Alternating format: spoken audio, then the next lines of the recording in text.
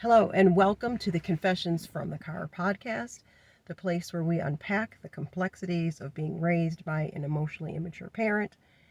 These are the things that we'd probably only dare confess while we're alone in our cars or lying on a therapist's couch. I'm your host, Courtney, and today I've decided to kick things off a little differently than I have in the previous episodes. I usually read a letter intended to highlight the purpose of that particular episode, right? So we can all join in validating the writer of the letter, the person who experienced all of the neuroses in the letter. But today I'm going to go off track off script, I should say, because I'm going to read three different excerpts from women across the country, true excerpts, things that happened. Again, I changed the name to conceal or protect identity. Each of the three excerpts I'm about to read all have one common thread, and that common thread is each of these women,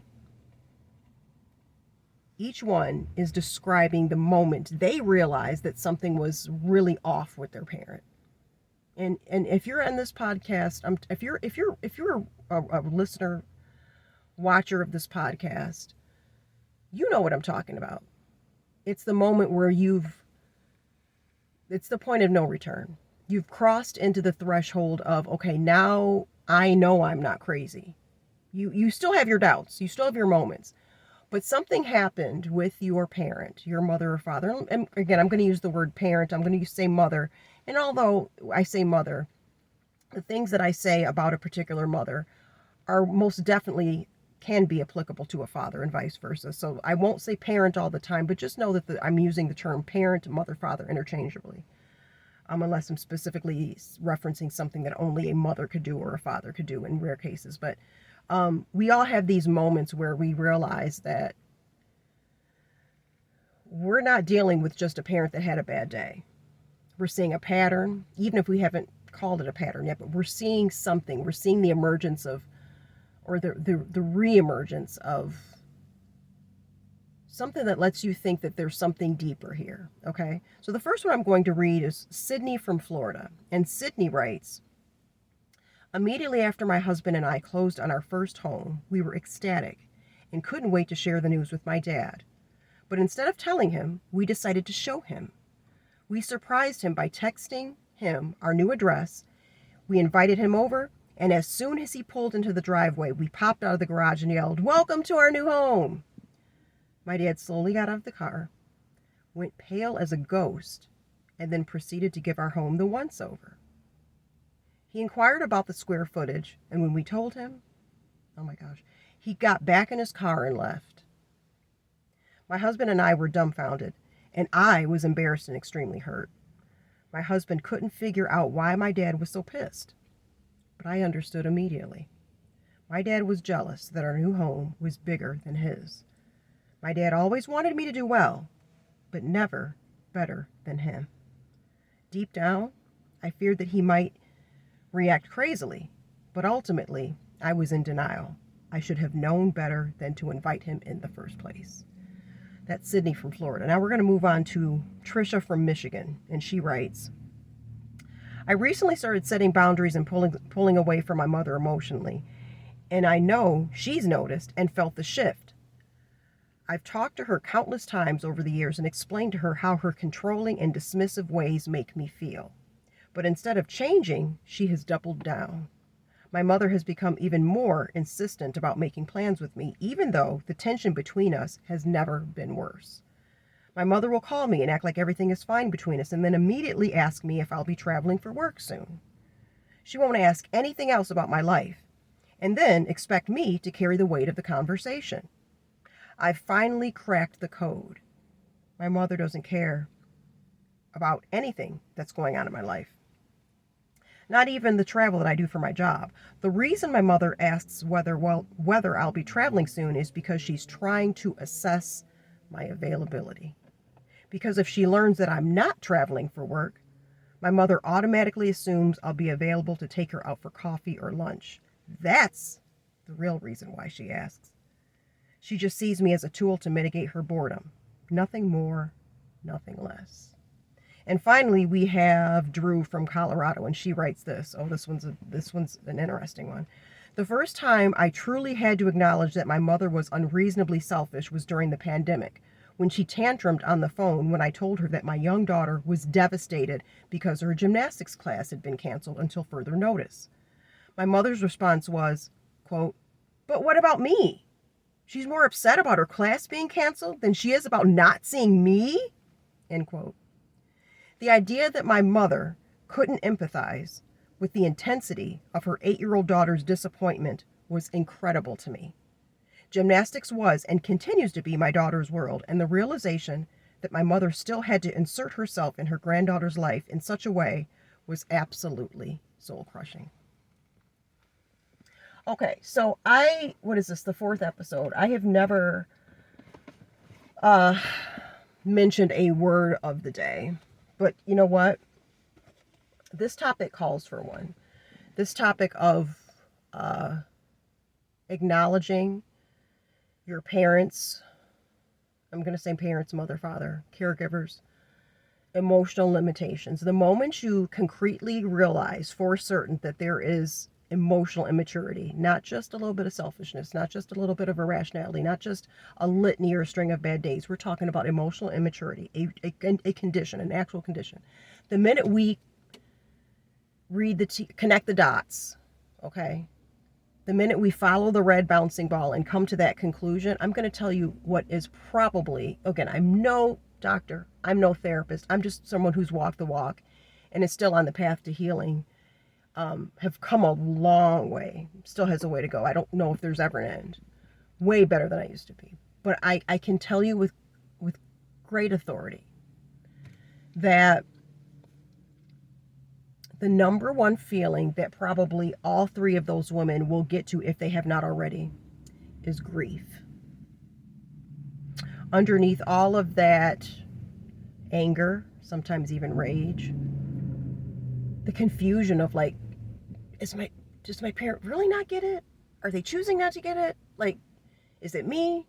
All that confusion, the frustration of having to explain yourself over and over and over and over again. And guess what? When you realize that no amount of explaining is going to change the situation, then there's the frustration about that, right? There's frustration on top of frustration. There's frustration and there's frustration 2.0. So underneath the rage, the anger, the frustration, the confusion, you know what it is?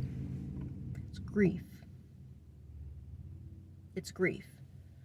I often, my own therapist has said this to me, that grief can hide in the folds of anger and rage. All 3 of those emotions, anger, rage, and grief, are incredibly uncomfortable to process and feel. But I think sometimes it's easier for us to be angry than it is to really feel the grief and the heaviness and to sit with the weight of knowing that there's nothing we can do to save this relationship. It's the grief of knowing that if you don't want to go no contact, and even if you want to go low contact, or even if you realize I'm only going to see them 4 times a year, or I'm only going to see them during the holidays, it's the grief of knowing that you will always have to be the bigger person in the room. It's the grief of knowing that you will always have to bite your tongue. It's the grief of knowing that any semblance of a relationship will have to hinge on you somewhat altering your personality. And even if not necessarily playing small, but even gray rocking, right? You cannot be your authentic self with this person because they cannot handle that. They can't handle their own emotions. There is a lot of grief in realizing that the person who reared you, the person who, tucked you in at night, the person that for such a long time we considered to be gods, right? Because that's what our parents, they are such a formative figure in our life. And it's heavy to realize that you have arrived at a point, sometimes even before adulthood, that you can handle your emotions, that you must handle your emotions alone, always did, and that you have been charged with the task of managing theirs. It's grief. It is grief. And a lot of that grief can be traced to the source of knowing that the relationship that you wanted, the relationship you so rightly deserved, it ain't coming. It's not coming. So forevermore, if you are to continue to have your parent in your life, that is the condition under which that relationship will have to continue. It's grief. We don't want to believe it. We don't want to believe it. And then the other layer of all of this is the fact that society really pushes the narrative of love thy mother, love thy father, honor, you only get one, all of this stuff, right? So, in addition to our confusion is intensified by what we know we're feeling, but society tells us, but no, it's your parents, you only get one. But you're sitting over here with the weight of their impact, okay? And one of the most triggering experiences in life, if you have been raised by an emotionally immature parent and you have dared to express your feelings to an emotionally immature parent, is when you bring your vulnerability on a silver platter and they said, well, I didn't mean that. I mean, I didn't intend to. I didn't intend to. As if somehow the intention mitigates the fact that you're hurting, because it doesn't. If I decide to be irresponsible and wield a chainsaw, okay, and just lob my neighbor in the knees, severing one of his legs, right? As he's bleeding out, he does not want to hear that I did not mean it. He does not want to hear that. It does not make his dangling leg hurt any less, okay? So you've got intention over here, and you've got impact over here. And they oftentimes have nothing to do with each other. The hill that these parents die on is the intention. I didn't intend to do it. But you did, though, right? And in order for us to continue, it's going to have to be us to say, okay, I forgive you, or I process it, whatever. It's incredibly frustrating and incredibly hurtful. It's crazy making. So I want to go back to the letter about the mother who continues to, that I read a couple beats ago, the mother who continues to ask her daughter incessantly for coffee and lunch dates. And if you were to say that, if she goes to her friends, say, yeah, my mom just keeps wanting to go, coffee and love me. She wants to go to coffee and she wants to go to lunch. And the friends say, well, she just loves you. You're her daughter. She just wants to go out with her daughter. And the friend completely does not know the nuance, does not know the context of the asking, does not know that what the daughter's friend is judging an invitation to coffee and lunch by is not the same as the invitation that's being offered to her friend by her mother, right? Two people who genuinely like each other, who genuinely are interested in each other, who are genuinely interested in catching up, they go to coffee and lunch and they have a wonderful time, and they feel more, in my car, they feel more nourished after the interaction. They come away from the lunch or the coffee feeling invigorated from the charge of genuine connection. But if, I think it was Taylor, is it Taylor from Michigan?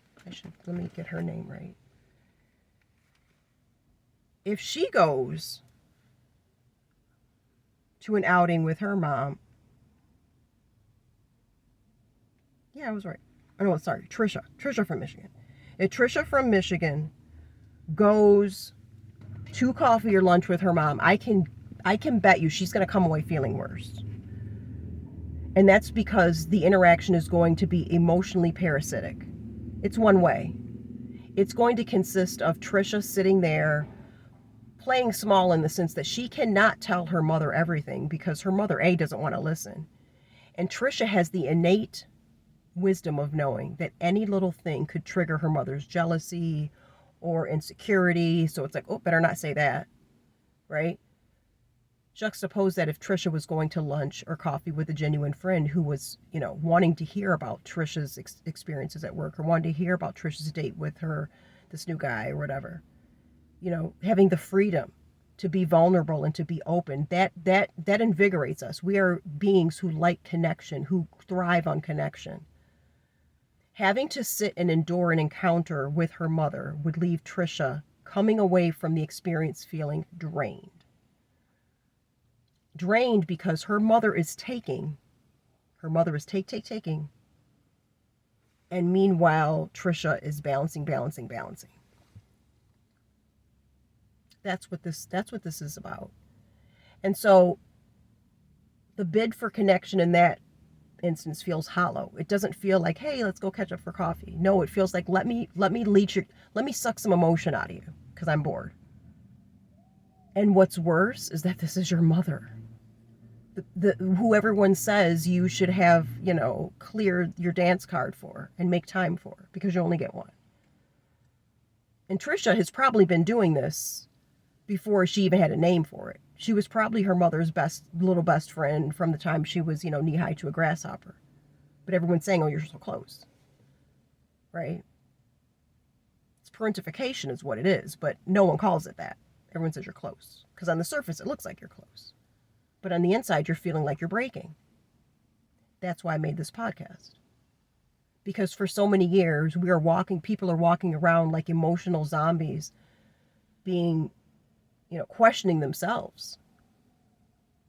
Because the exterior is saying one thing, but in here is saying a completely different story.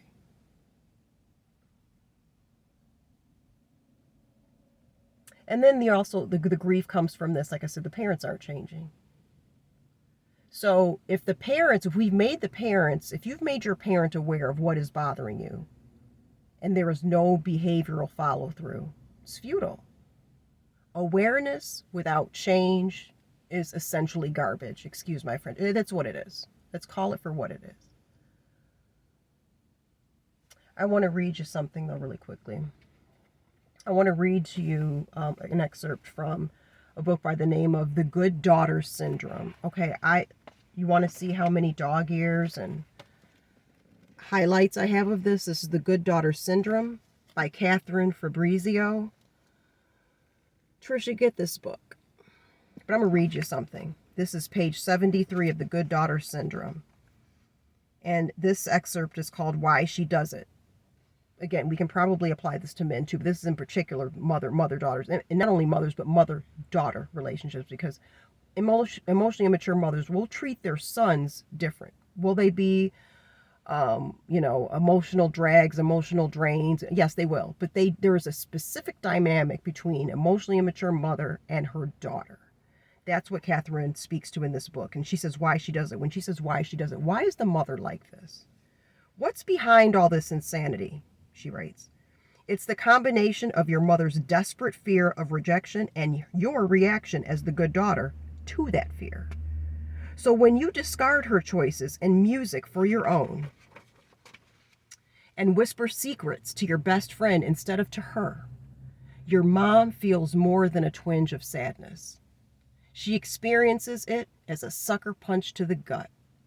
Her spider senses detect the unmistakable signs that she's losing her central place in your life, which sets off alarm bells in her psyche.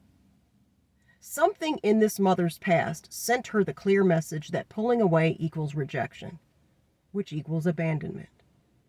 In response, her actions are designed to subvert any possibility that you might reject her, since that feeling is simply intolerable. Thus, she plows through your boundaries like plastic cones on a driver's course and takes your ability to choose off the table.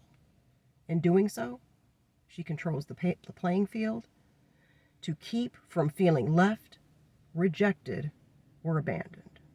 So this is why parents do it. There is something in their past.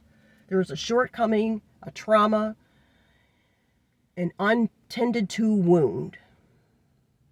And oftentimes I do think this is subconscious. I'm not trying to throw these parents under the bus. I do think this is largely subconscious, but they are looking to us, clinging to us for something they did not receive, A, and B, something they cannot cultivate interiorly for themselves.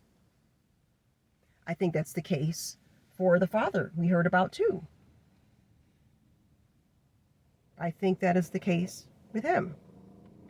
I think somewhere along the line, I mean, any man who could be that jealous of his daughter, Sydney from Florida, you can't clap for your daughter because somehow her shining, her light intimidates you.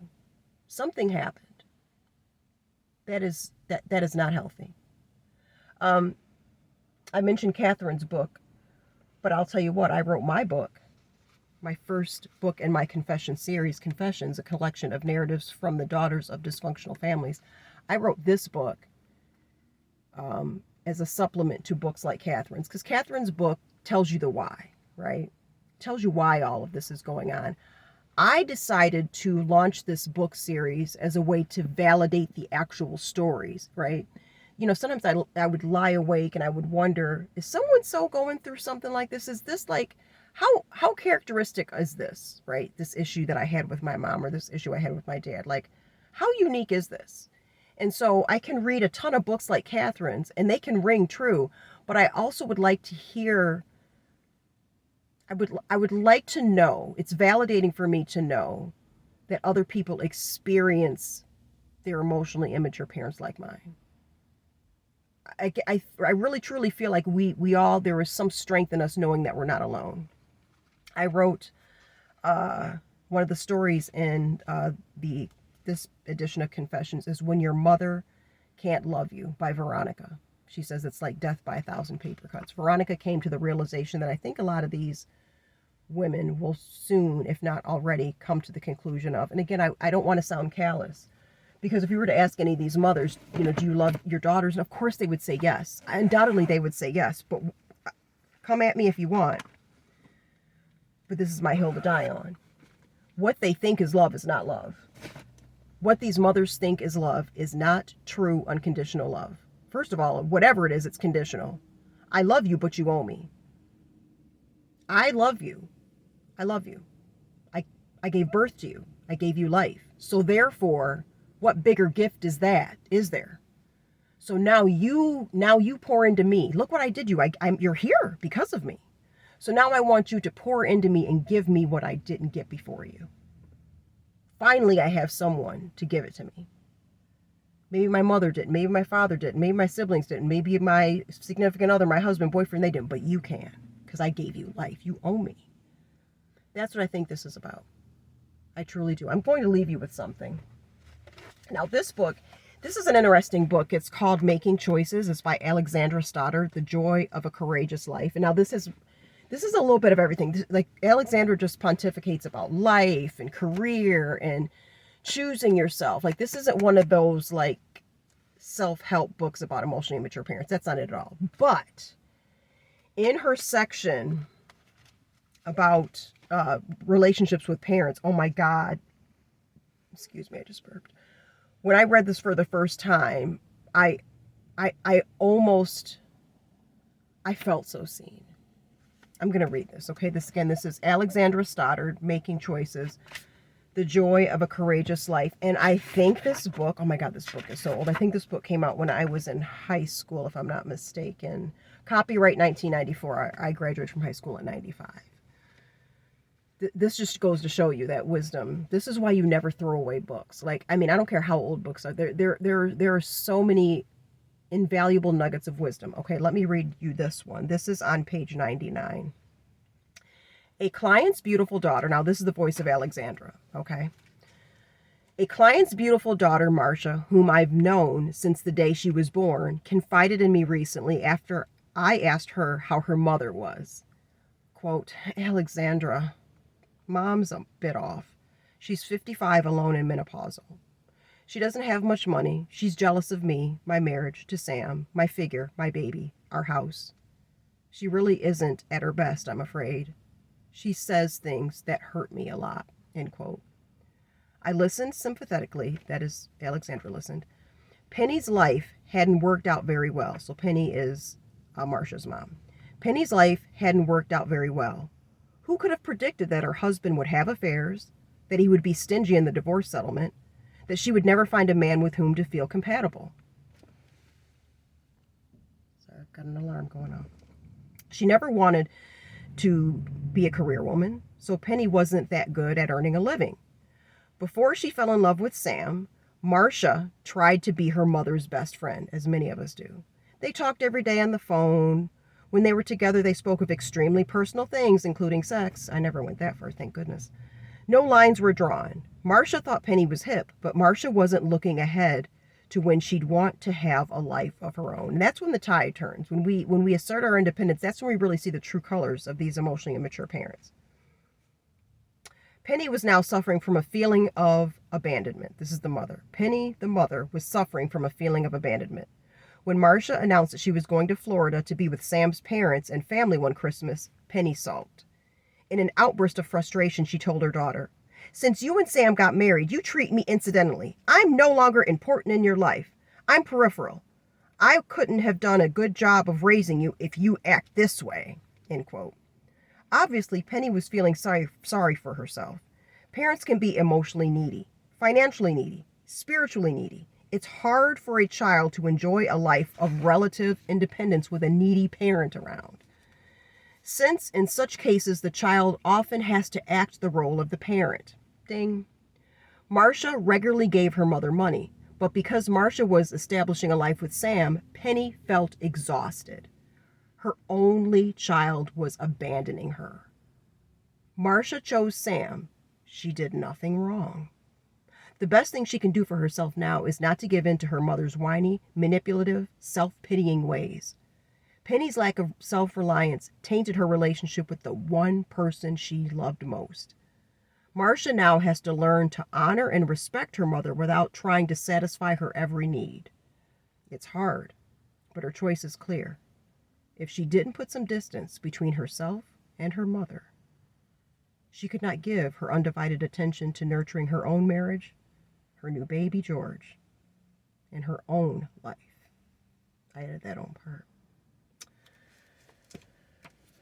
Okay, guys, this podcast has gone far longer than I have anticipated. I'm going to wrap it up here. I am just saying that if this is you, you're not crazy, you're not wrong. I see you. I identify with you. And you are not wrong for asserting your independence anyway. Stay the course. Stay the course. It will get more challenging before it gets easier, but please stay the course. Your independence is just on the other side of that next boundary. And you owe that to yourself. Thank you for watching.